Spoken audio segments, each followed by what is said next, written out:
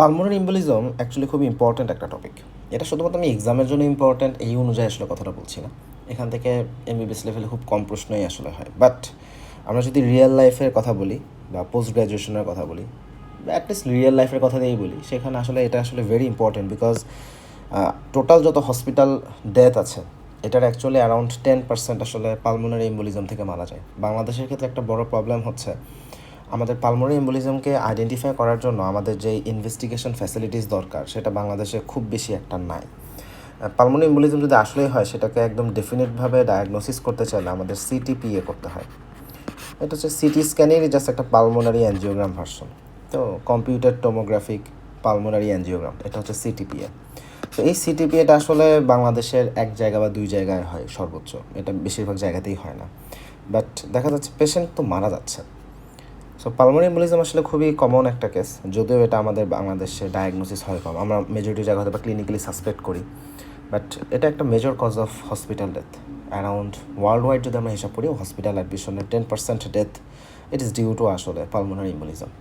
এবং pulmonary embolism significant morbidity and mortality আসলে পার্টিকুলারলি এখানে আসলে এটা একটা কারণ হিসেবে এটাকে আমরা আইডেন্টিফাই করি। So this is very important topic for us. So pulmonary embolism জিনিস আসলে কীভাবে হচ্ছে? So think about it most of the time. আচ্ছা, এখানে তার আগে একটা কথা বলি, এখানে আসলে প্রথমেই কিন্তু এম্বোলিজম কথাটা বলে দেওয়া হচ্ছে। তার মানে কি? তার মানে হচ্ছে ডিফারেন্ট কোনো একটা জায়গায় একটা থ্রম্বাস ফর্মেশন হয়েছে, যেই থ্রম্বাসটা পরে এম্বোলাইজেশন হয়ে গেছে এবং এইটা এম্বোলাইজেশন হয়ে গিয়ে পালমোনারি ভাস্কুলেচারে সেটা এরকম আটকা পড়ে গেছে। সো যেই মোমেন্টে এটা পালমোনারি ভাস্কুলেচারে কোনো একটা জায়গায় সেটাকে আটকা পড়ে গেছে, সেইখানে একটা ব্লাড ফ্লো অবস্ট্রাকশন হয় এবং এই যে ব্লাড ফ্লোটা অবস্ট্রাকশন হলো সেটার জন্য পরবর্তীতে আমরা আসলে দেখি যে সামটাইমস এই জায়গাটাতে ইনফার্কশনও হইতে পারে, অনেক সময় এখানে হিমোরেজও হইতে পারে, আবার কিছু জায়গায় ইনফেকশন থাকে না বাট হিমোরেজ হয়, এরকমও হইতে পারে। বাট বেসিক কথা হচ্ছে এখানে ব্লাড সাপ্লাইটা অক্লুশন হয়ে যায়। This is the main thing. ব্যাপারটা আমি আরেকটু ব্যাখ্যা করি। আমরা সবচেয়ে কমনলি আসলে যেটা দেখি যে আমাদের যে ডিপ ভেইন যেগুলো আছে, সো বেসিক্যালি দেখা যাচ্ছে মেজরিটি অফ দ্য কেস ঘটনা আসলে এটা যে একটা ডিপ ভেন থ্রম্বোসিস হচ্ছে। ডিপ ভেন থ্রম্বোসিসটা কেন হয়? এটা সাধারণত বেসিক্যালি দেখা যাচ্ছে কোনো একটা পার্সন যদি প্রলংড ইমমোবিলাইজেশন হয়, যদি প্রলংড ইমমোবিলাইজেশন হয় অথবা কোনো পেশেন্টের ফর এক্সাম্পল কোয়াগুলোপ্যাথি আছে, তাহলে যদি এই ঘটনার দুইটার যে কোনো একটা থাকে সেইখানে আমরা মেজরিটি অফ দ্য কেস আমরা দেখি সেখানে একটা ডিপ ভেন থ্রম্বোসিস হইতে পারে। এখন প্রলংড ইমমোবিলাইজেশন অনেকগুলো কারণে হইতে পারে একটা লং জার্নি করছে, একটা লং ফ্লাইট, 18 ঘন্টা 20 ঘন্টা 10-15 ঘন্টা একটা ফ্লাইট হয়েছে, বা একটা বেশ বড় একটা সার্জারি করা হয়েছে, লাইক 2 ঘন্টা 3 ঘন্টা 4 ঘন্টা একটা মেজর একটা সার্জারি করা হচ্ছে, অথবা একটা পেশেন্ট পোস্ট অপারেটিভ পেশেন্ট, লম্বা সময় ধরে তাকে আমরা হয়তো বা বেডে একদম ইমমোবিলাইজড করে রেখে দিয়েছি। বিশেষ করে যাদের দেখা যাচ্ছে ফ্র্যাকচার ফিমার বা হিপ বোন, এইসব জায়গায় যাদের ফ্র্যাকচারগুলো থাকে লম্বা সময় ধরে কাইন্ড অফ ইমমোবিলাইজড করেই তাদেরকে রাখা হয়।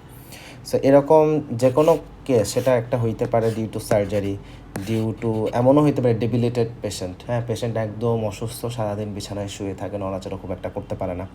সো যে কোনো ফর্মেটেই সেটা হইতে পারে। তাহলে একটা প্রলংড ইমমোবিলাইজেশন, অথবা পেশেন্টের একটা কোয়াগুলোপ্যাথি আছে, সেই কোয়াগুলোপ্যাথি হইতে পারে পেশেন্টের হয়তো ওরাল কন্ট্রাসেপটিভ পিল খায়, অথবা এমন কোনো একটা ডিজিজ কন্ডিশন আছে যে ডিজিজ কন্ডিশন আমরা কোয়াগুলোপ্যাথি হইতে দেখি, যেমন একটা হচ্ছে অ্যান্টিফসফোলিপিড সিনড্রোম ফর এক্সাম্পল, অথবা দেখা যাচ্ছে যে আমাদের আরও কিছু প্রাইমারি কিছু ডিসঅর্ডার আছে কোয়াগুলোপ্যাথি রিলেটেড। সো যে কোনোভাবে সেটা আসতে পারে। তাহলে মোটা দাগে ঘটনা হচ্ছে যদি একটা পেশেন্টে এরকম কোয়াগুলোপ্যাথি বা প্রলংড ইমমোবিলাইজেশন হয়, সেখানে মেজরিটি অফ দ্য কেস আমরা দেখি একটা ডিপ ভেইন থ্রম্বোসিস হয়।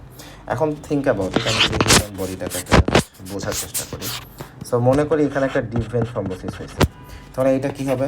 ফিমোরাল ভেইন থেকে সে প্রথমে যাবে ইনফিরিয়র ভেনা, যখন আমাদের এম্বোলাইজেশন হলো ইনফিরিয়র ভেনা কাফাতে সে চলে যাবে রাইট অ্যাট্রিয়াম থেকে সে চলে যাবে রাইট ভেন্ট্রিকল থেকে সে চলে যাবে পালমোনারি ট্রাঙ্ক হয়ে পালমোনারি আর্টারি। এখন যখন এই আমাদের থ্রম্বাসটা এভাবে এম্বোলাইজেশন হচ্ছে, তখন থিঙ্ক অ্যাবাউট ইট, এটার তো একটা মানে ওয়াইড আছে, একটা গার্থ আছে। সো এটা সকল ভেসেল দিয়ে পাস করতে থাকলেও যেই মোমেন্টে ব্লাড ভেসেলের ডায়ামিটার এই এম্বোলাইজেশনের যে থ্রম্বাসটা হয়েছে এটা ডায়ামিটারের থেকে যেই মোমেন্টে কম হয়ে যাবে তখন কিন্তু সেটা আটকা পড়ে যাবে। সাধারণত এই ঘটনাটা কখন ঘটে? যখন আমাদের যে পালমোনারি আর্টারি এটা তো আসলে আস্তে আস্তে ব্রাঞ্চিং হতে থাকে, এবং যত ব্রাঞ্চিং হবে এই আর্টারিগুলোর ডায়ামিটার তত কমতে থাকে, যত ব্রাঞ্চিং হবে ডায়ামিটার তত কমতে থাকে। হিসাবটা কিন্তু এরকম।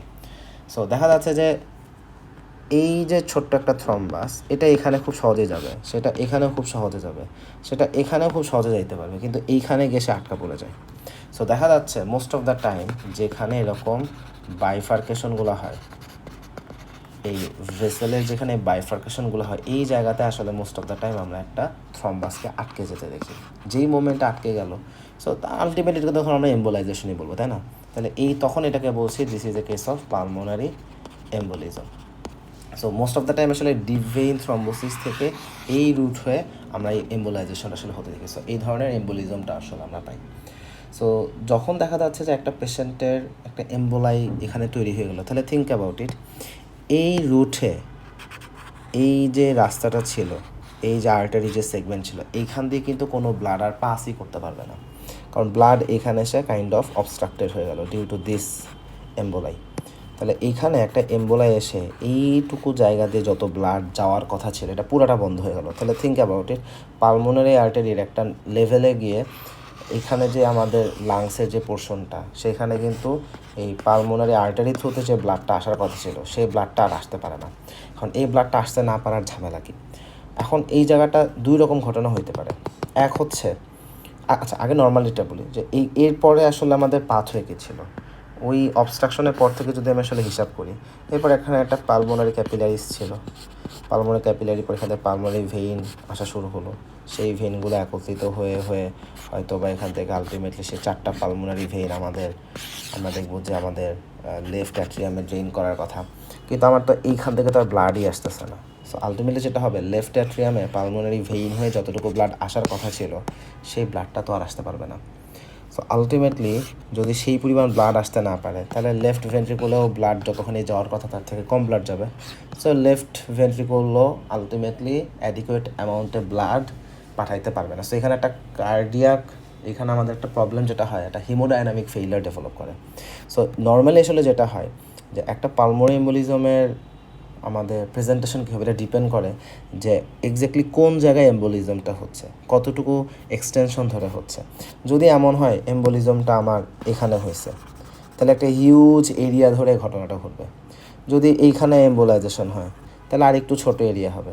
যদি এখানে এম্বোলাইজেশন হয় আর একটু ছোটো এরিয়া ধরে, বা যদি এইখানে এম্বোলাইজেশনটা হয় আরও ছোটো এরিয়া ধরে আমার ইম্প্যাক্টটা পড়বে। সো আসলে আমাদের এইখানে একটা এম্বোলাইজেশন হওয়ার কারণে হিমোডাইনামিক যেই কম্প্রোমাইজটা আমরা আসলে হতে দেখি, এইটা এক এক পেশেন্টে এক এক রকম হবে। কোথাও অনেক বেশি হবে, কোথাও তার থেকে একটু কম হবে, কোথাও খুবই মিনিমাম হবে। সো এটা ডিপেন্ড করতেছে আমার ওই থ্রম্বাসটার সাইজ কত, যেটা এম্বোলাইজড হয়েছে ওইটার সাইজটার উপর আসলে নির্ভর করতেছে যে এইটার সাইজ কতটুকু, এটা কোন ভেসেলকে অক্লুড করতেছে, সেই ভেসেল কতটুকু জায়গায় সাপ্লাই দিচ্ছিল, বা সেই ভেসেল দিয়ে কতটুকু ব্লাড পাস করে, এক্সটেনশন অফ দ্য ইনজুরি, তার উপর আসলে ডিপেন্ড করে। সো মানে ওর্স্ট কেস সিনারিও যেটা হবে সেটা হচ্ছে আমরা আসলে দেখবো যে এরকম সিভিয়ারলি লেফট অ্যাট্রিয়ামে ব্লাড আসাই কমে যায়। সো লেফট ভেন্ট্রিকুলো ব্লাড কম পাচ্ছে, সে পাম্প করতেছে ঠিকঠাক কিন্তু আসলে ব্লাডের পরিমাণটা কম। সো ওখানে একটা হিমোডাইনামিক কাইন্ড অফ একটা ফেইলার আসলে ডেভেলপ করে, এবং তখন দেখা যায় পেশেন্ট শকে চলে যায়, এবং খুব ম্যাসিভ পালমোনারি এম্বোলিজম হলে পেশেন্ট খুব অল্প সময়ের মধ্যেই আসলে মারা যায়, বিকজ আলটিমেটলি ওখানে আসলে একটা অ্যাকিউট কর পালমোনারি হচ্ছে, একটা অ্যাকিউট কর পালমোনারি হয়, বিকজ একটা অ্যাকিউট আমরা আসলে রাইট হার্ট ফেইলার এখানে আসলে বেসিক্যালি হইতে দেখি, এবং সেখান থেকে পেশেন্ট সাডেন কার্ডিয়াক ডেথ হয়, এবং এই ধরনের পেশেন্টে আমরা আসলে সাডেন ডেথ আসলে পাই। তাহলে পালমোনারি এম্বোলিজম থেকে এইভাবে সাডেন ডেথ পর্যন্ত হতে পারে, বাট সব পেশেন্টই মারা যায় তা না, কারণ যদি কারো মেজর ভেসেল অক্লুডেড না হয়ে একটা মাইনর ভেসেল অক্লুশন হয় সেখানে হয়তো বা প্রেজেন্টেশন আর একটু মাইল্ডার ফর্মেশনও হবে, সেখানে হয়তো বা পেশেন্ট মরবিডিটি পাইতে পারি, বাট মর্টালিটি সেখানে আসবে না। সেখানে কমপ্লিটলি আসলে পেশেন্টের প্রেজেন্টেশনের ডেপথ কতটুকু হবে এটা আসলে কমপ্লিটলি ডিপেন্ড করতেছে কয়েকটা জিনিসের উপরে। তাহলে এক নাম্বার হচ্ছে পালমোনারি আর্টারির যে ব্লাড ফ্লো কতটুকু অবস্ট্রাক্টেড হচ্ছে, তাহলে অবস্ট্রাকশন অফ পালমোনারি যে ব্লাড ফ্লো এটা আসলে কতটুকু এক্সটেনশন, কতটুকু এক্সটেনশন তার উপর ডিপেন্ড করতেছে। এখন যদি পালমোনারি ব্লাড ফ্লো আমার যদি লাইক এইখানে যদি অবস্ট্রাকশনটা হইতো, হিউজ ব্লাড ফ্লো অবস্ট্রাক্টেড হচ্ছে, কিন্তু যদি এখানে হয় তাহলে তো অল্প পরিমাণ ব্লাড ফ্লো অবস্ট্রাকশন হয়। সো আসলে এটা ডিপেন্ড করতেছে যে এক্স্যাক্টলি কতটুকু পালমোনারি ব্লাড ফ্লো এখানে আসলে অবস্ট্রাকশন হচ্ছে। সেকেন্ড কথা হচ্ছে আমাদের ব্লাড ভেসেল যেটা অক্লুডেড হলো, এই ব্লাড ভেসেলের সাইজ কত বা কতটুকু জায়গা ধরে অক্লুশনটা হচ্ছে, এটা হচ্ছে আর একটা বিষয়। দেন কথা হচ্ছে যে মানে ব্লাড ভেসেলের সাইজ এটা আমরা দেখতেছি। দেন আমরা যেটা দেখি সেটা হচ্ছে এম্বোলাইজেশন। এখন আমি তো একটা ছবি দেখাইছি, এম্বোলাইজে একটা হয় তা না, মাল্টিপল এম্বোলাইজেশন হয়। তাহলে এম্বোলাই এখানে আমার ঠিক কতগুলো, দ্য নাম্বার অফ এম্বোলাই, তাহলে কতগুলো এম্বোলাই আছে, একটা হলে একরকম, বাট মাল্টিপল হলে তো সেখানে মাল্টিপল ভেসেল অক্লুডেড হয়ে যাবে, তো সেটার কুমুলেটিভ ইফেক্ট আবার অনেক বড় হয়ে যায়। অ্যান্ড ফাইন এখানে আরেকটা জিনিস হচ্ছে ওই পেশেন্টের পার্টিকুলারলি তার কার্ডিয়াক এটাকে কি বলা যেতে পারে, যে পেশেন্টের কার্ডিয়াক পারফরমেন্স আসলে কেমন, যে cardiovascular health of the patient, cardiovascular health of a patient ব্যাপারটা কীরকম। মনে করি যে পালমোনারি আর্টারিতে এরকম মনে করি এখানে একটা এম্বোলাই হয়েছে, রাইট। সো এইটা দেখা যাচ্ছে মনে করি এতটুকু এরিয়াতে ব্লাড নিয়ে যাচ্ছিলো, ওইটুকু জায়গায় ভেন্টিলেশন হচ্ছিল। এখন আমরা যদি দেখি যে এইখানে আমার একটা পালমোনারি আর্টারিতে এম্বোলাইজেশন হয়ে যায়, স্বাভাবিকভাবে এখানে কিন্তু আমার একটা ব্লাডের ফ্লো কমে যায়। বাট হ্যাঁ, এখানে আমার তো আলাদা করে একটা ব্রঙ্কিয়াল সাপ্লাই আছেই, যেটা আমার এখানে লাং টিস্যুকে বাঁচায় রাখে, এখন যদি এরকম হয় একটা পেশেন্টের আগে থেকে কার্ডিওভাস্কুলার হেলথ খুবই খারাপ, আগে থেকে তার হার্ট ফেলার আছে, অথবা আগে থেকে তার কোনো কারণে ইজেকশন ফ্র্যাকশন কম, তো যদি এরকম হয় যে আগে থেকে তার কার্ডিওভাস্কুলার ডিজিজ আছে, কোনো একটা লাং কন্ডিশন ছিল আগে থেকে, অথবা হার্টে কোনো একটা প্রবলেম ছিল, প্রি এক্সিস্টিং লাং ডিজিজ বা প্রি এক্সিস্টিং হার্ট রিলেটেড কোনো ডিসঅর্ডার, সো তখন দেখা যাচ্ছে যে ব্রঙ্কিয়াল সাপ্লাই হয়তো বা সেখানে আগে থেকেই কম। সো যদি এরকম হয় যে আগে থেকে ব্রঙ্কিয়াল সাপ্লাই কম, আগে থেকেই টিস্যুতে ইসকেমিয়া আছে, বা আগে থেকে এখানে আদার কোনো প্যাথোলজি আছে, এবং এখানে এই মোমেন্টে এখানে আরেকটা আমার এম্বোলাইজেশন হয়ে গেছে, ইফ দ্যাট হ্যাপেন্স, সেখানে কিন্তু পেশেন্টের কাইন্ড অফ ক্লিনিক্যাল প্রেজেন্টেশন আরও সিভিয়ার হয়, বিকজ ওখানে কাইন্ড অফ কম্পেনসেটরি মেকানিজম খুব একটা কাজ করার সুযোগ পায় না। সো এই জিনিসটাও তাহলে ঘটতেছে। তাহলে আলটিমেটলি যদি পালমোনারি এম্বোলিজম হয়, সেখানে আসলে পেশেন্টের এক্সটেনশন কতটুকু হবে, প্যাথোফিজিওলজিক রেসপন্স কতটুকু হবে, বা ক্লিনিক্যালি পেশেন্ট কতটুকু আসলে অ্যাপেয়ার করবে, তা আসলে আলটিমেটলি এই ফ্যাক্টরগুলোর উপর আসলে ডিপেন্ড করে, যে ব্লাড ভেসেল যেটা অক্লুডেড হচ্ছে সেটা আসলে সাইজ কতগুলো এম্বোলাই আছে, এবং এক্স্যাক্টলি কতটুকু ব্লাড ফ্লো আসলে অবস্ট্রাকশন হচ্ছে, এবং ওই পেশেন্টের কার্ডিওভাস্কুলার হেলথের স্ট্যাটাস কতটুকু, তাহলে এইগুলোর উপরে আসলে এটা বেসিক্যালি ডিপেন্ড করে। যদি এরকম হয় যে খুব মেজর একটা এম্বোলাইজেশন হচ্ছে, সেখানে আলটিমেটলি আমরা দেখব যে পেশেন্টের হিমোডাইনামিক কম্প্রোমাইজ ডেভেলপ করে।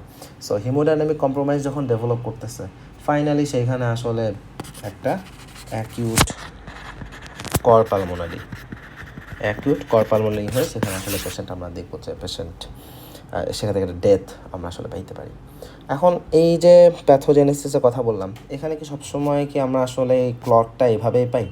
এর বাইরেও আদার্স কিছু ওয়েতেও ক্লট হইতে পারে, যেমন ফর এক্সাম্পল এয়ার এম্বুলিজম কিছু জায়গায় হইতে পারে, কিছু জায়গায় ফ্যাট এম্বুলিজম হইতে পারে। স্পেসিফিকভাবে ফ্যাট এম্বুলিজমটা কোথায় হয়? কোনো একটা পেশেন্টের ফর এক্সাম্পল ফ্র্যাকচার হয়েছে, সাধারণত ফ্র্যাকচার হওয়ার 2 থেকে 3 দিনের মাথায় ঘটনাটা ঘটে, একটা ফ্র্যাকচার, অথবা দেখা যাচ্ছে কোনো একটা পেশেন্ট আমরা হয়তো সিপিআর দিছে। যখন তাদের সিপিআর দেওয়া হয়, অনেক সময় ইফেক্টিভ সিপিআর দিতে গেলে সামটাইমস আমরা কিন্তু আসলে দেখি যে পেশেন্টের রিবস ভেঙে যায়, রিব ফ্র্যাকচার কিন্তু হয়, এটা কিন্তু ভেরি কমন। বিশেষ করে আমরা যারা সিসিউতে যখন আমরা কাজ করি, এটা মানে সিপিআর দিতে গেলে 1-2টা রিবস অনেক পেশেন্টের আসলে ভেঙে যায়। সো যদি এরকম হয় যে একটা সিপিআর দেওয়া হয়েছে, তার রিব ফ্র্যাকচার হয়েছে, দেখা যাচ্ছে ওই পেশেন্ট সিপিআর দিয়ে ওই মোমেন্টে রিসাসিটেটেড হয়েছে, বাট পেশেন্ট 2 দিন পরে ঠিকই এম্বোলাইজেশন হয়ে মরে গেছে, পালমোনারি এম্বোলিজম হয়ে মরে গেছে, এটাও হইতে পারে। কারণ হচ্ছে যখন এই যে আমাদের ফ্র্যাকচার হয়ে যায়, তখন দেখা যাচ্ছে বোন ম্যারোর যে কম্পোনেন্টগুলো আছে এগুলো এম্বোলাইজেশন হয়ে যায়, সেটার এম্বোলিজম থেকেও আমরা পরে দেখতে পারি যে পেশেন্টের পালমোনারি এম্বোলিজম হয়ে সেখান থেকে পেশেন্ট ডেথ হইতে পারে। সো এই ঘটনাগুলো ঘটে। তাহলে এয়ার এম্বোলিজম কিছু জায়গায় হইতে পারে, ফ্যাট এম্বোলিজম কিছু জায়গায় হইতে পারে, বা বোন ম্যারো এম্বোলিজম যেটা একটু আগে বললাম। সো এগুলোও কিন্তু এখান থেকেও আসলে পেশেন্টের আমরা পালমোনারি এম্বোলিজম আসলে পাইতে পারি। তাহলে ঘটনা হচ্ছে একটা পেশেন্টের পালমোনারি এম্বোলিজম কীভাবে হয়, বেসিক প্যাথোফিজিওলজি আসলে এটা। এখন think about the clinical feature. So পেশেন্টের বেসিক ক্লিনিক্যাল ফিচার কি, তাহলে একটু আগেই বলেছি আসলে কোন ভেসেল অক্লুশন হচ্ছে, কতটুকু ব্লাড ফ্লো অবস্ট্রাক্টেড হচ্ছে, এটা আসলে তার উপর ডিপেন্ড করে। বাট অ্যাজ এ হোল পেশেন্টের প্রেজেন্টেশন কী হতে পারে, মনে করি কোনো একটা পেশেন্টের লাইক ম্যাসিভ পালমোনারি এম্বোলিজম হয়েছে, ম্যাসিভ পালমোনারি এম্বোলিজম হয়েছে। সো এখানে পেশেন্টের বেসিক প্রেজেন্টেশন থাকে, এখানে পেশেন্টের চেস্ট পেইন থাকে, সাধারণত বেশ ভালো রকমের চেস্ট পেইনই থাকে, এটা হিউজ চেস্ট পেইন, অনেক সময় দেখে এমআই মনে হইতে পারে। বাট এমআইটা আসলে আমরা কী দেখি, সাধারণত মায়োকার্ডিয়াল ইনফ্রাকশন যদি কোনো একটা পেশেন্ট হয় সাধারণত সেখানে আমরা আসলে সেন্ট্রাল চেস্ট পেইন দেখি। পালমোনারি এম্বোলিজমের ক্ষেত্রে যে চেস্ট পেইনটা হয় সেটা আসলে এক্স্যাক্টলি যেই লোকেশনে এম্বোলাইজেশনটা হচ্ছে ওই জায়গায় পেইন হয়। সো এটা সেন্ট্রালি সাধারণত হয় না, একটু পেরিফেরাল বা একটু মিড জোন ধরে হয়। সো ব্যাপারটা হচ্ছে এরকম, যদি আমি একটা ছবি আঁকি, মনে করি যে এটা হচ্ছে স্টার্নামের এলাকা, সো দেখা যাচ্ছে এটা লেফট সাইডে রয়েছে। সো একটা এমআই পেশেন্টে সাধারণত এই রিজনে সে পেইনের কথাটা বলে, সাধারণত এই রিজনে। আর পালমোনারি এম্বোলিজম হলে সাধারণত most of the time peripheral পার্টেই পেশেন্ট পেইনের কথা বলে। বাট তার মানে এই না যে শুধু পেরিফেরাল পার্টেই পেইন হতে পারে, এই জায়গাগুলোতেও হইতে পারে। সো এটা একটু ভ্যারিয়েবল, কিন্তু ঘটনা হচ্ছে যে আমরা এমআইতে একদম টিপিক্যালি একদম সেন্ট্রাল রেট্রোস্টার্নাল চেস্ট পেইন পাই। পালমোনারি এম্বোলিজমের ক্ষেত্রে এখানে পেইন চেস্টের যে কোনো জায়গাতেই আসলে আসতে পারে, বাট পেশেন্ট আসলে চেস্ট পেইন নিয়ে আসে। দেন যেটা থাকে পেশেন্টের চেস্ট পেইনের পাশাপাশি অনেক পেশেন্টের ক্ষেত্রে আমরা প্লুরাইটিক পেইনও আসলে করতে পারি। সেটা কীরকম, যদি এরকম হয় যে কোনো একটা পেশেন্টের পালমোনারি এম্বোলিজম হচ্ছে, সামটাইমস সেখানে দেখা যাচ্ছে ছোটো ভেসেলগুলো যদি ইনভলভড হয়, তো এখানে যখন একটা ক্লট এভাবে আটকে যায় সামটাইমস এখান থেকে আসলে হিমোরেজ ডেভেলপ করে, এবং সেখানে হিমোরেজ যদি হয়ে যায়, সো অনেক সময় দেখা যাচ্ছে ওখানে যে সারাউন্ডিং যে প্লুরা থাকে লাংয়ের, সো সেই প্লুরার এখানে কিছু ফাইব্রিনাস এক্সুডেশন হয়, সেখানে কিছু ফাইব্রিনাস এক্সুডেশন হইতে পারে। সো অ্যাট দ্যাট মোমেন্ট সেখানে আসলে প্লিউরিসি হচ্ছে বা প্লুরাল ইনফ্লামেশন হয়, এবং তখন পেশেন্ট প্লিউরিটিক পেইন নিয়েও আসতে পারে। সো অনেক পেশেন্ট যেমন চেস্ট পেইন নিয়ে আসে, অনেক জায়গায় এটা প্লিউরিটিক চেস্ট পেইনের মতোও মনে হতে পারে, একটা শার্প স্ট্যাবিং নেচার, ইন্সপাইরেশনে পেইনটা বেড়ে যায় বা মুভমেন্টের সাথে পেইনটা একটু হয়। সো এরকম একটা শার্প প্লিউরিটিক চেস্ট পেইনের কথা অনেকে আসলে বলতে পারে। সেকেন্ড কথা হচ্ছে চেস্ট পেইনের পাশাপাশি এই পেশেন্টের শর্টনেস অফ ব্রেথ থাকে বা ডিজনিয়া থাকে। সো এটা শর্টনেস অফ ব্রেথ বা ডিজনিয়া থাকাটা খুবই স্বাভাবিক। পেশেন্টের কাফ থাকে, সাধারণত ড্রাই কাফ আমরা পাই। প্রশ্ন হচ্ছে এখানে হিমোপ্টাইসিস হবে কি না। সো হিমোপ্টাইসিসের ব্যাপারটা আসলে কাইন্ড অফ প্লাস মাইনাস। হিমোপ্টাইসিসটা আসলে আমরা কিছু জায়গায় পাইতে পারি, কিন্তু সবসময় পাবো এটা তা না, এটা ভ্যারিয়েবল, কিছু জায়গায় থাকতে পারে কিছু জায়গায় নাও থাকতে পারে, বাট ইয়েস কিছু কেসে আমরা হিমোপ্টাইসিস পাইতে পারি। তাহলে শর্টনেস অফ ব্রেথ বা ডিসনিয়া, কাফ, হিমোপ্টাইসিস এগুলো আমরা আসলে দেখি। এর পাশাপাশি পেশেন্টের আর কী ধরনের প্রেজেন্টেশন থাকতে পারে, দেখা যাচ্ছে যে পেশেন্টের একটা এক্সট্রা ফিচার হিসেবে তার লেগ বা কাফ এই জায়গাতে একটা সোয়েলিং অ্যান্ড পেইনের কথা সে হয়তো বলতে পারে। সাধারণত যেটা হয় যে যদি কোনো পেশেন্টের ডিভেন থ্রম্বোসিস হয়, সাধারণত এটা তো আসলে আমরা লেগসের এখানেই দেখি। সো কাফের এখানে সবচেয়ে বেশি দেখা যায়। সো ওই জায়গাটা সোয়েলিং থাকে, ওটা একটা পেইন থাকে, একটা ইনফ্লামেটরি নেচার থাকে, রেডনেস থাকে, ওই জায়গাটা লোকালাইজড টেম্পারেচারটা বেশি থাকে, তাহলে ওখানে রেডনেস, লোকালাইজড টেম্পারেচার বেশি। So on top of it এটা ব্যাকগ্রাউন্ডে থাকতে পারে। সো এই প্রেজেন্টেশনগুলো নিয়ে মোটা দাগে পেশেন্ট আমাদের কাছে আসলে আসে। সো এই জায়গাটাতে পেশেন্টের যখন আমরা ক্লিনিক্যাল এক্সামিনেশন করি, যদি পেশেন্টের আসলে প্লুরাইটিস ডেভেলপ করে, ফাইব্রিনাস প্লুরাইটিস যদি হয়, সেখানে আমরা পেরিকার্ডিয়াল ফ্রিকশন রাব পাইতে পারি। এটা হচ্ছে এক্সামিনেশনে পেরিকার্ডিয়াল ফ্রিকশন রাব পাইতে পারি।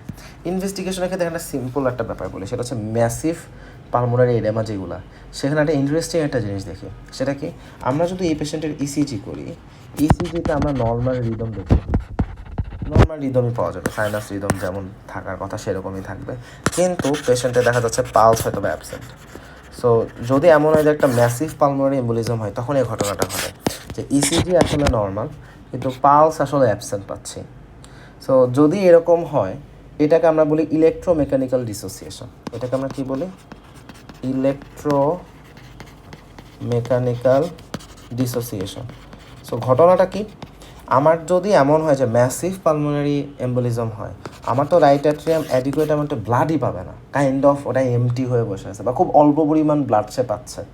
পালমোনারি আর্টেরিয়াল সার্কুলেশনে খুব একটা ব্লাড রাইট অ্যাট্রিয়ামে রাইট অ্যাট্রিয়াম বলে কেন, আমাদের পালমোনারি সার্কুলেশন হয়ে লেফট অ্যাট্রিয়ামে তো আসলে অ্যাডিকুয়েট ব্লাড আসতেই পারে নাই। সো লেফট ভেন্ট্রিকুলো খুব একটা ব্লাড পায় না, সো সে খুব একটা ব্লাড পাম্পও করতে পারে না। সো আলটিমেটলি দেখা যাচ্ছে যদি খুব ম্যাসিভ পালমোনারি এম্বোলিজম হয় তাহলে তো আমার আসলে পালমোনারি সার্কুলেশন হয়ে আলটিমেটলি সিস্টেমিক সার্কুলেশনের ব্লাড খুব একটা আসার সুযোগই পায় না। সো যদি আমার সিস্টেমিক সার্কুলেশন ওইভাবে ব্লাড না আসে আমি তো পালস পাবো না, এটাই স্বাভাবিক। সো এই জন্য দেখা যাচ্ছে যে খুব ম্যাসিভ পালমোনারি এডেমা হলে আমি পালস পাই না, বিকজ সিস্টেমিক সার্কুলেশন হিমোডাইনামিক্যালি আসলে আনস্টেবল হয়ে গেছে। বাট এইদিকে পেশেন্টের রিদমটা আবার ভালো আছে। সো এই জিনিসটা পালস নাই কিন্তু ইসিজি ভালো। সো এটাই হচ্ছে আমাদের ইলেকট্রোমেকানিক্যাল ডিসোসিয়েশন। এই যে আমি হিমোডাইনামিক্যালি আনস্টেবিলিটির কথা বলি, এক্স্যাক্টলি কোন মোমেন্টে আমরা আসলে বলবো যে হিমোডাইনামিক্যালি পেশেন্ট আনস্টেবল? সো যদি পেশেন্টের ব্লাড প্রেশার 90/60 নিচে নেমে আসে সেটাকে আমরা তখন বলি দিস ইজ হিমোডাইনামিক্যালি আনস্টেবল। যদি 90/60 নিচে নেমে আসে, তার উপরে থাকলে হিমোডাইনামিক্যালি আমরা আনস্টেবল বলি না। হিমোডাইনামিক্যালি আনস্টেবল হওয়ার সিগনিফিকেন্স কি? সিগনিফিকেন্স হচ্ছে এই পেশেন্ট তো অ্যানি মোমেন্ট শকে চলে যাবে বা শকে চলে গেছে অ্যাকচুয়ালি। 90/60 নিচে নামার অর্থ পেশেন্ট অলরেডি শকে চলে গেছে। এবং ঘটনা হচ্ছে যেই পেশেন্ট হিমোডাইনামিক্যালি আনস্টেবল এই পেশেন্টের ম্যানেজমেন্টের জন্য আমাদেরকে আসলে থ্রম্বোলাইসিস করতে হয়। সো এইখানে আমরা দেখা যাচ্ছে টিস্যু প্লাজমিনোজেন অ্যাক্টিভেটর যে এজেন্টগুলো আছে রিকম্বিনেন্ট টেকনোলজিতে যেগুলো বানানো, বিশেষ করে অ্যালটিপ্লেস বা টেনেক্টেপ্লেস, হ্যাঁ টিপ্লেস নামে বাংলাদেশে পাওয়া যায়। সো অ্যালটিপ্লেস, টেনেক্টেপ্লেস এইগুলোকে আমরা আসলে পেশেন্টকে দিই, নট স্ট্রেপ্টোকাইনেজ। স্ট্রেপ্টোকাইনেজ এমআই বাদে আসলে আর কোনো জায়গাতে আমরা আসলে দিতে চাই না, এমআইতেও এখন আর দিতে চাই না। সো রিকম্বিনেন্ট টেকনোলজিতে যে টিস্যু প্লাজমিনোজেন অ্যাক্টিভেটরগুলো আছে এগুলোকে আমরা কনসিডার করি, তাহলে আমরা আসলে থ্রম্বোলাইসিসটা এখানে দিতে হয়। বাট পেশেন্টের যদি 90/60 উপরে থাকে থ্রম্বোলাইসিস সবসময় কনসিডার সেখানে আসলে করা হয় না ওইভাবে, আমরা অ্যান্টিকোয়াগুলেন্ট সেখানে প্রিফার করি। সো 90/60 নিচে গেলে থ্রম্বোলাইসিস, 90/60 উপরে গেলে আমরা অ্যান্টিকোয়াগুলেন্ট দিই। সো ম্যানেজমেন্ট প্রোটোকল আসলে চেঞ্জ হয়ে যায়, বাট এটা আমাদেরকে জানতে হবে। তাহলে বেসিক আলাপ এইটা। এখন ঘটনা হচ্ছে এই পেশেন্টের ইনভেস্টিগেশন আমরা কীভাবে করবো? সো ইনভেস্টিগেশনের ক্ষেত্রে আমাদের দুইটা অ্যাপ্রোচ। একটা জিনিস আমাকে প্রথম কথা হচ্ছে পেশেন্টের যে পালমোনারি এম্বোলিজম এটাকে আইডেন্টিফাই করতে হবে। দ্বিতীয় কথা হচ্ছে তার সোর্স কী, ডিভিডিকে বের করতে হবে। তাহলে প্রথমে পালমোনারি এম্বোলিজমের কথা আসে। এখন একটা পেশেন্ট আমাদের কাছে ইনিশিয়ালি আসছে, আমরা সাসপেক্ট করতেছি এই পেশেন্টের পালমোনারি এম্বোলিজম আছে, আমাদের অ্যাপ্রোচ কী হবে? আমরা প্রথমে একটা ডি ডাইমার করি। যদি আমরা ডি ডাইমার পজিটিভ পাই তখন আমরা একটা সিটিপিএ করি। এর বাইরে আমাদের ভেন্টিলেশন, পারফিউশন, স্ক্যান করার সুযোগ আছে, বাট এটা খুব একটা এখন আর ফলো করা হয় না। সিটিপিএটাই এখন আসলে আইডিয়া। তাহলে প্রথমে একটা ডি ডাইমার করবো, তারপর একটা সিটিপিএ করবো। ডি ডাইমার পজিটিভ হলে সিটিপিএ করবো, হিসাবটা এরকম। সেকেন্ড কথা হচ্ছে ডিভিটিকে আমি কীভাবে আইডেন্টিফাই করবো? সো সেটার জন্য আমাকে আসলে আমরা যেটা করি যে ডুপ্লেক্স আলট্রাসোনোগ্রাফি, এটা যদি আমরা আসলে করি সেটাতে খুব সহজে আসলে ডিভিটি থাকলে ধরা পড়ে যায়। এখন মনে করি কোনো পেশেন্টের ডিভিটির কোনো হিস্ট্রি নাই বা পেশেন্টের দেখা যাচ্ছে হাইপার কোয়াগুলেবিলিটি সেরকম কোনো ফাইন্ডিংস নাই, আমরা আসলে কাইন্ড অফ কনফিউজড। সো আমরা সেখানে ডি ডাইমারটাকে আগে একটু দেখি ডি ডাইমারটা এলিভেটেড কিনা। ডি ডাইমার যদি এলিভেটেড না হয় সেইটা আসলে পালমোনারি এম্বোলিজম হওয়ার প্রবাবিলিটি খুবই লো, সেখানে ডিফারেন্ট কোনো ডায়াগনোসিস কনসিডার করতে হবে। সো আমাদের অ্যাপ্রোচটা আসলে এটা, পালমোনারি এম্বোলিজম আসলেই আছে কিনা বোঝার জন্য প্রথমে একটা ডি ডাইমার করা হয়, ডি ডাইমার পজিটিভ হলে সিটিপিএ করা যেতে পারে, আর এইদিকে আমরা ডুপ্লেক্স আলট্রাসাউন্ড আসলে করে ফেলি। সো ডুপ্লেক্স আলট্রাসাউন্ডটা করবো ডিভিটিকে আইডেন্টিফাই করছি, এটা হচ্ছে আমাদের বেসিক অ্যাপ্রোচ। এখন কথা হচ্ছে আমাদের পেশেন্টের ম্যানেজমেন্ট আমরা কীভাবে করি? সো ম্যানেজমেন্টের ব্যাপারটা হচ্ছে যেটা বললাম যে হিমোডাইনামিক্যালি ইনস্টেবল নাকি আনস্টেবল তার উপরে দেখতে হবে। ব্লাড প্রেশার 90/60 নিচে নেমে গেলে আমরা আসলে থ্রম্বোলাইসিস করি, যেটা এইমাত্র বলে ফেললাম। তাহলে এখানে আমরা আসলে থ্রম্বোলাইসিস করতেছি। আর যদি 90/60 উপরে থাকে তাহলে আমি কী করবো? তাহলে আমরা সাধারণত অ্যান্টিকোয়াগুলেন্ট দিই।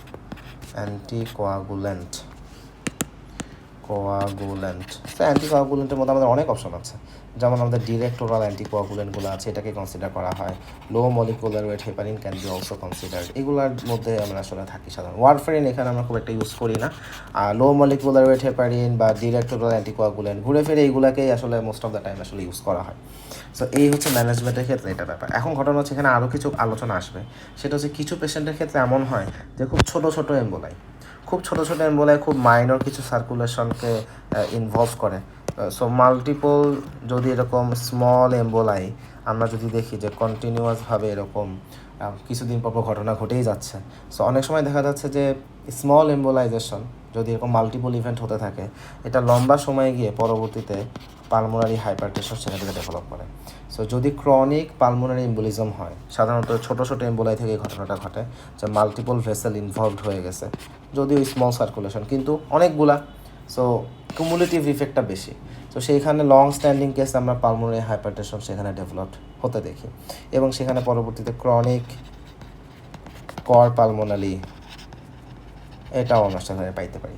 সো এইগুলো সেখানে আসতে পারে, এইটা একটা।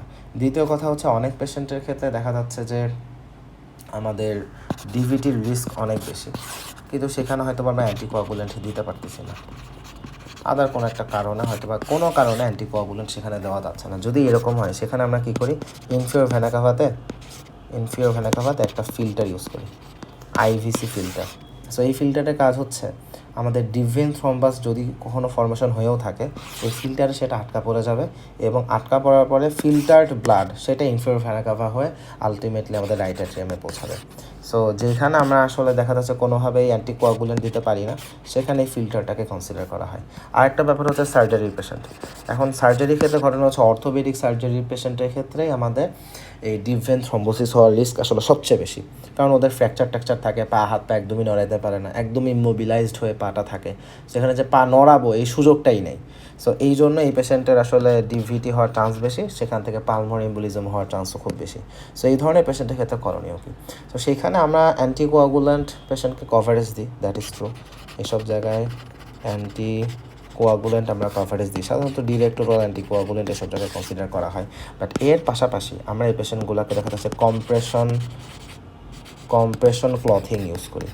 হ্যাঁ, দেখা যাচ্ছে ইলাস্টিক বা কিছু কম্প্রেশন, কিছু ক্লথিং, এইগুলোকে আসলে দেওয়া হয় যেন ডিভিটি ডেভেলপ না করে। সো কম্প্রেশন ক্লথিং এসব জায়গায় আমরা আসলে কনসিডার করে থাকি।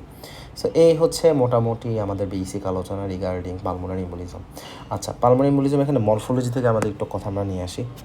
সো মরফোলজিতে এখানে আমরা নর্মালি আসলে যেটা দেখি যে যদি লার্জ এম্বোলাইগুলো হয় সেটা আসলে বড় মেইন পালমোনারিতেও হইতে পারে বা মেজর ব্রাঞ্চেও হইতে পারে। যদি এরকম লার্জ এম্বোলাইজেশন হয়, সাধারণত এগুলা স্যাডেল এম্বোলাস হিসেবে এটাকে আমরা আসলে অ্যাড্রেস করি।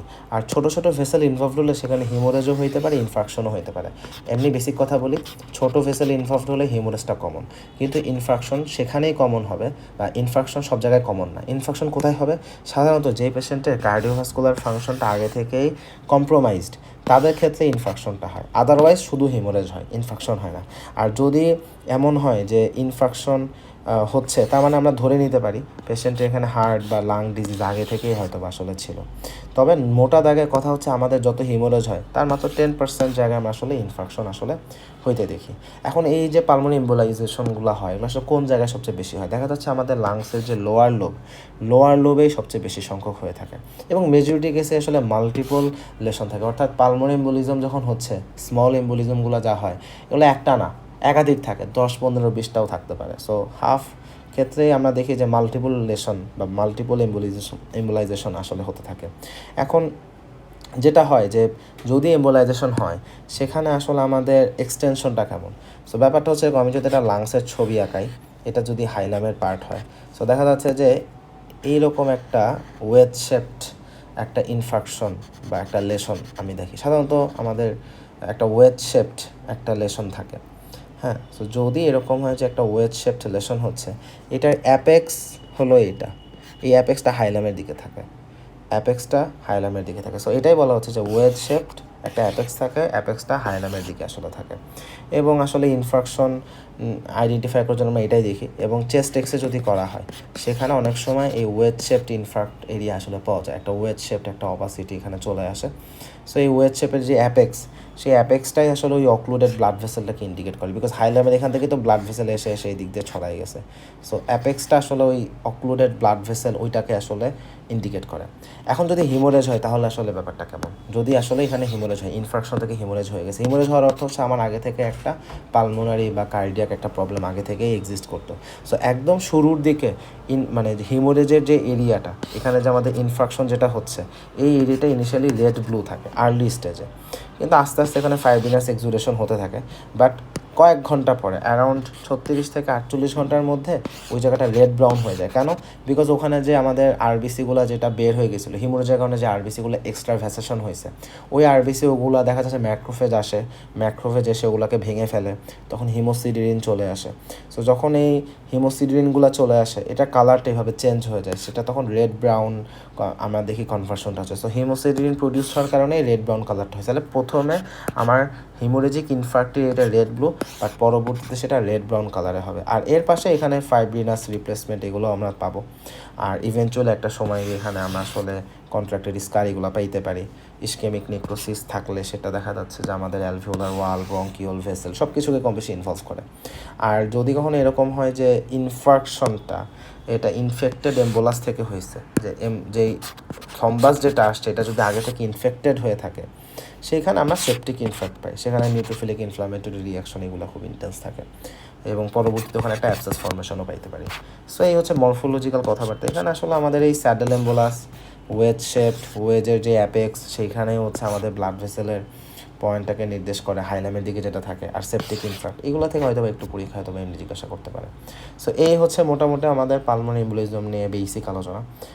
যদি কারো ক্লাস রিলেটেড কোনো কোশ্চেন থাকে, feel free to knock me. আমাদের স্টুডেন্ট সাপোর্ট গ্রুপ হোয়াটসঅ্যাপ, সেখানে চাইলে প্রশ্ন করা যাবে, বা আমাকেও সরাসরি যে কোনো সময় প্রশ্ন করা যাবে। আমি ফ্রি থাকলে চেষ্টা করবো সেগুলো উত্তর দিয়ে দিতে। সবাইকে অসংখ্য ধন্যবাদ।